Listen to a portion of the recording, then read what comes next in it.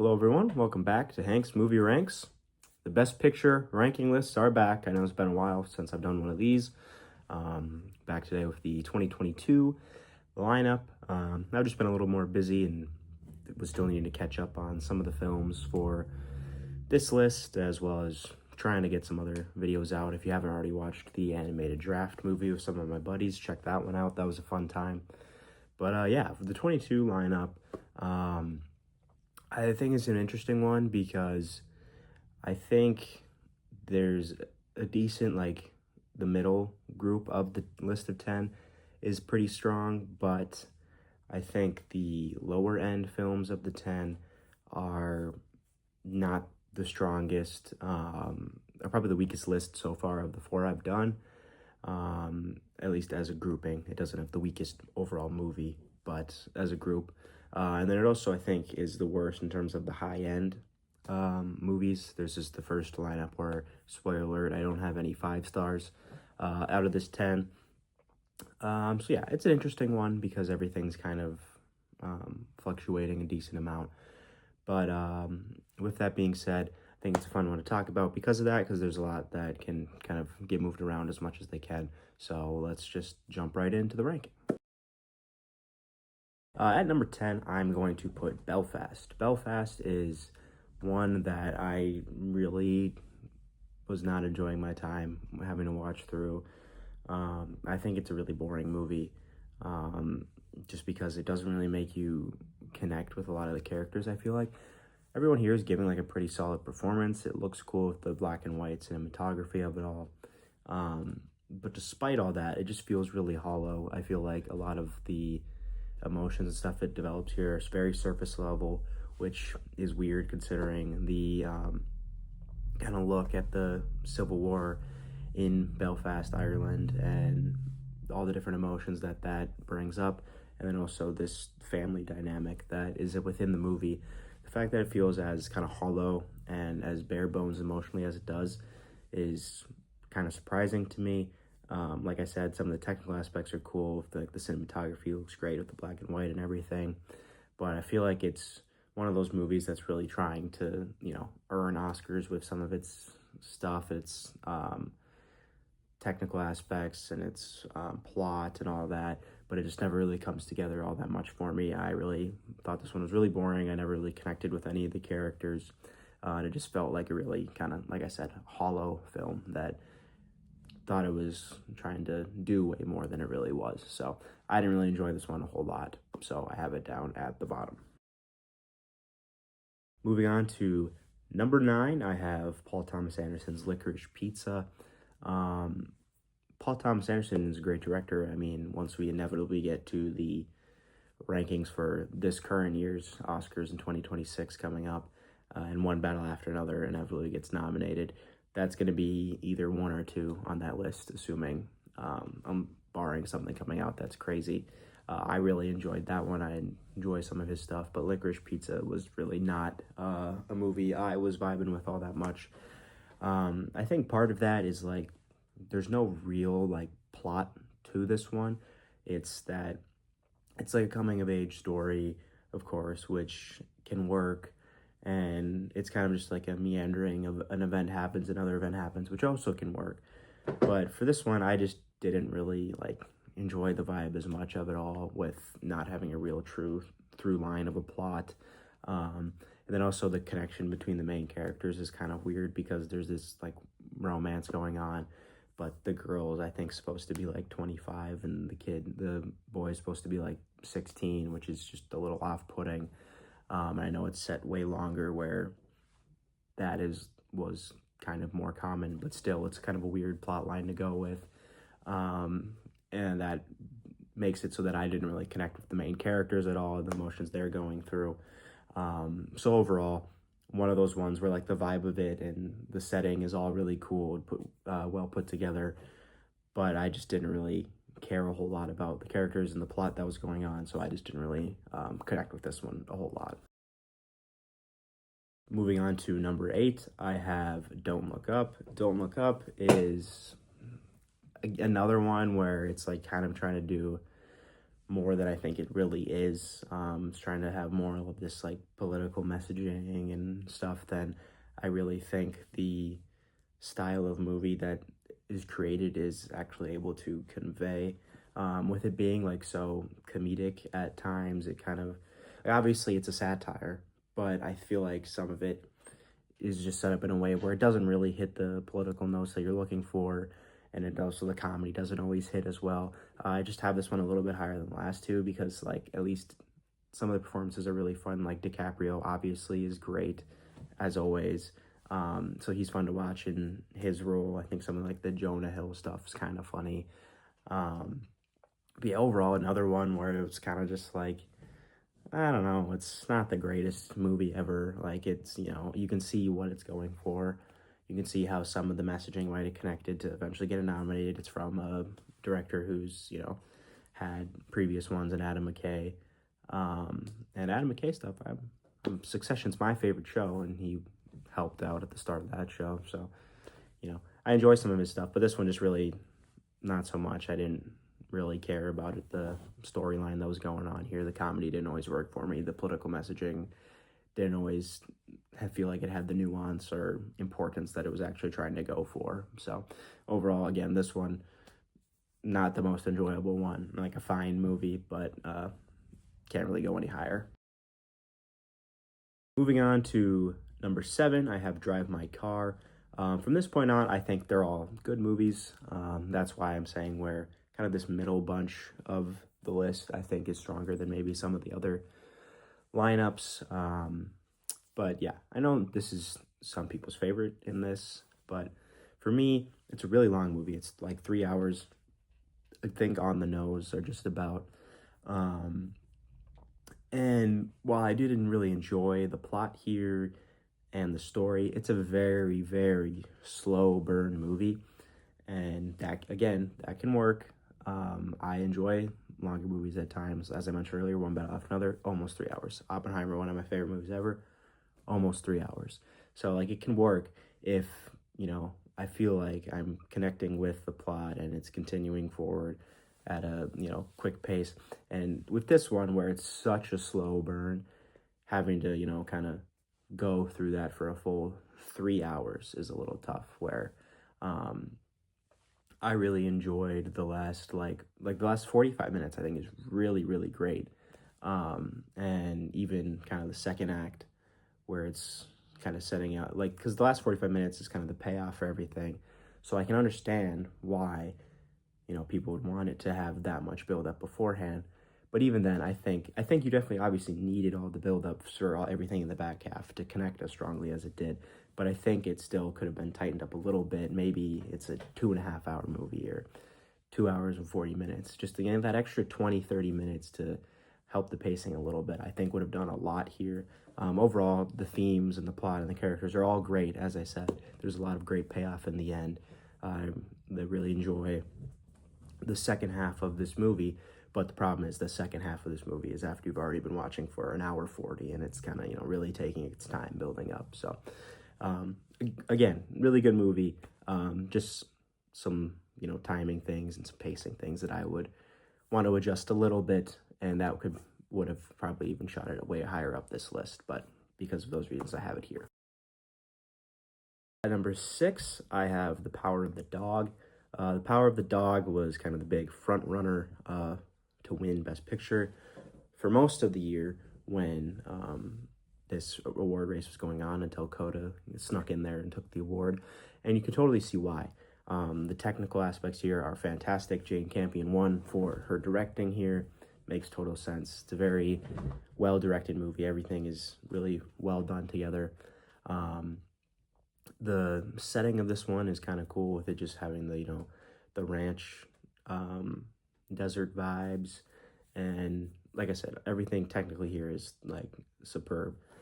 That being said, I think again it's a little more of a slow burn one. It's not as long as Drive My Car, but it's the same thing, where it's really kind of you're sitting with these characters and the emotions. And while Benedict Cumberbatch's character and Cody Smith McPhee's character are pretty strong here, I think some of the other side characters aren't as well developed or as interesting. And like I said, it's also kind of one of those like deep thinker ones, which again is totally fine with me. But when it's kind of moving at the slow burn pace of it again, um, and also the characters aren't like very charismatic, which is obviously supposed to be the point. They're supposed to be these like scorned hard characters, but when that's the case, you obviously aren't connecting with them as much. So then the slow burn aspect of it makes it a little bit harder to get invested in these characters and as enjoyed with them. The payoff at the end of this one is really great, though, I will say. Again, I still think it's a very strong movie. I think there's 7 very strong movies in this lineup, but some of the, reasonings of not really connecting with the characters and the slow burn on top of that makes it a little bit lower for me compared to the ones we'll get to. Moving into the top half of this list at number 5, I have King Richard. King Richard, like, objectively, is probably not as good of a film as, or it's just not going to be as good of a film as Power of the Dog or Drive My Car. Those are both, like, much more well-crafted and directed and all that. But I'm a sucker for sports movies. I love sports aside from, like, movies, and honestly, probably even more than movies. Sports is, like, my thing I'm most passionate about and watch. So sports movies I love. Even like bad sports movies, I'm gonna enjoy way more than they even really are. I like as a whole, because I just enjoy all the aspects of sports. Like for instance, the movie Draft Day. It was a really bad movie. I love that movie so much because it shows kind of the NFL general manager stuff. But all that being said, that's why King Richard is probably a little bit higher for me, because I think it's a really fun sports biopic movie about the Williams sisters and their father, Will Smith, while obviously, the Oscar ceremony with him winning the award here kind of spiraled his career a little bit. I think gives a really good performance. Anjanou Ellis gives a fantastic performance as the wife here. So yeah, and overall, it's just a really fun, feel-good sports biopic of seeing the coming up of like some of the greatest, the like statistically greatest women's tennis player of all time, as well as her sister, who probably could be the statistical best if she wasn't playing her whole career next to her sister, who was just a little bit better than her. So getting to see that story and how they kind of came up from the depths and were able to become stars is really cool. And I just enjoy a good sports biopic. So for me, it's a little bit higher than it probably is, like, objectively in terms of the overall craft of the movie. At number 4, I have West Side Story, Steven Spielberg's adaptation of the classic musical. And I think this was really good time. As I mentioned, obviously, like with La La Land being my favorite movie of all time, I enjoy a good musical. Like I liked Wicked last year a decent amount. I like a good musical when the music's good. I see you, Amelia Perez. You're not getting away from my scorn ever. But yeah, I mean, West Side Story is really great here. Obviously, it's an original story that people loved and think is really great. And then Steven Spielberg did a directing for a remake of it. Like, it's not going to be bad. It's one of the greatest, if not the best director of all time, and one of the very well-known and loved musicals. And yeah, I think all the performances are pretty strong here. I know some people don't really like Ansel Elgort's performance. I thought he seemed fine in most of it. Obviously, he's like the weakest of the performances in this movie, but I thought he was okay. Rachel Zegler and Ariana DeBose, and especially Mike Feist, I think give really great performances here. The music is super great. Shocker, I know. And yeah, I think everything, also the costumes, the technical aspects, production design, it's all Spielberg. So like, of course, it's going to be great. So yeah, I think everything in this movie is really strong. It was really real struggle for these like top 4, kind of placing them, because I have them all at a 4.5 star. Because as you can see, that's what I have this one rated. And I said earlier, I don't have any 5s. So it was up until right before filming this, I was kind of deciding like, what's 1, what's 2, what's 3 and 4. And I ended up settling with this one at 4. But I really enjoyed my time with this movie. I thought it was a really fun time. So, but yeah, I just think there's 3 that are a little bit stronger for me. At number 3, I have the year's Best Picture winner. I have Coda. I know Coda's kind of hated on now as like, oh, how did this win Best Picture? And I definitely think of the ones of the videos I've covered, I think it's probably the weakest of the four winners. But with that being said, I still really loved this movie. I mean, you can totally see why it won. I mean, a lot of times, when the main contender for it is Power of the Dog, where there's no emotional connection really to these characters, and it's all just about the craft, but doesn't really leave you feeling anything. It's just like, oh, it was a great movie. Whereas Coda, you get to the end, and I mean, you're so emotionally invested in this family. It makes you feel like you're like very emotional, and obviously the ending scene with her going to college, or the scene with her performing and her audition. I mean, there's just so many emotional moments, and if you don't feel anything when you're watching this movie, like, you don't have a heart. So you can totally see why it won, and especially in a lineup where I think there's not like a true strong elite contender. Obviously, I'll get to the two I enjoy a little bit more than it, but like, I'm totally fine with Coda having won. I think the performances are really great, especially from Troy Kotzer. You can totally see why he won. And yeah, like I said, it's really just like a feel-good, emotional time. This is like the one where, really, even from any of the last four lineups, if you're going to show like your parents one and they're going to enjoy it, it's probably this one, because like, they're just going to love the family aspect of the emotional aspects and everything. So I think Coda is a great movie. I have it here at number 3. Right at the runner-up spot, I have Guillermo del Toro's Nightmare Alley. This one, I didn't really expect to end up being this high. When I first watched it, like, I was like, oh yeah, I think I put it at 4. And just every time since, when I've looked at this list before, as I've added in the other movies, and before eventually finalizing my list before filming this, I was like, I think Nightmare Alley might be all the way up at number 2. I can totally see why people would have problems with it. It's a little bit long, but here's another example of a longer movie that I really enjoyed, where it all kind of came together. And there's some parts that drag a little bit more, but for me, it's really just that I thought it was really, really strong. I probably would have had it at like a 4-star movie, till the final scene it did everything for me in this movie. It just connected everything. That's one of the, for me, honestly, it's one of the best final scenes I've seen in a movie in a while, where it just really made everything work in the end. It left me like, wow. It tied everything together perfectly. I really loved the ending here, the performances. I mean, you have Bradley Cooper, Cate Blanchett. Of course, they're giving great performances.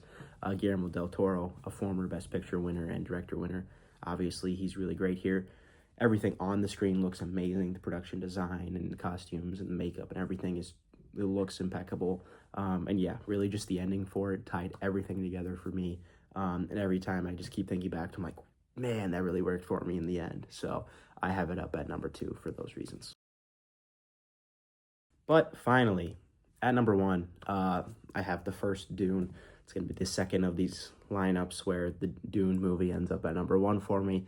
It was definitely close. Like I said, I have those 4 movies at 4.5 stars. I think there's some decent ones at the top. No true 5 stars. I think maybe Dune, maybe unrightfully, I have it 4.5 as opposed to 5, just because the second one I enjoyed like so much more than that, where I'm like, oh, if this one's a 5, there's no way I can also have the first Dune as a 5 too. But I mean, overall, Dune is great, obviously. Like, I feel like the Dune franchise has been one of the biggest ones of the 2020s so far, if not the biggest. I mean, if you've heard of Dune, you know how great it is. Everything with the technical aspects. Denis Villeneuve, can't believe he still hasn't been nominated for director for either of these yet. And then the performances are all very strong.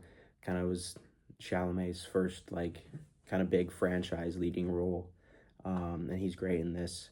I'm super excited for the third one coming out a little later next year. I hope it just ties everything together really strongly. But yeah, it's the first Dune. Dune's great. Obviously, I've touched on it with Dune Part 2, and it's the same with the first one. All the technical aspects are some of the best you've ever seen in your life, with the sound, the visual effects, etc. There's just no flaws in any of those. So, and then the plot and overall story is very strong. So I love this movie as well. So for me, I have it at number 1. So yeah, that's my list of the 2022 lineup. This is the last of the lineups ever since it changed to needing to have 10 nominees. So the next one I do only has 8.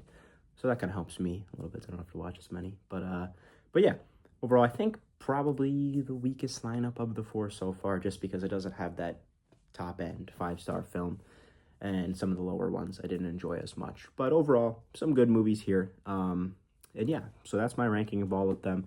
If you enjoyed this list, please consider subscribing. And there's plenty other, there's a couple other Oscar lineup rankings so far and other similar videos coming out. Check out the animated draft with my buddies that I did. That one was a whole lot of fun, as I mentioned before. So yeah, consider subscribing. I'll be back with another video soon, maybe another draft with my buddies, or we'll kind of see. I have a Pixar ranking that I've got to rewatch a couple of the set out, but yeah, we'll have some movies or some videos coming up soon. Keep watching movies and consider subscribing. Thanks for watching.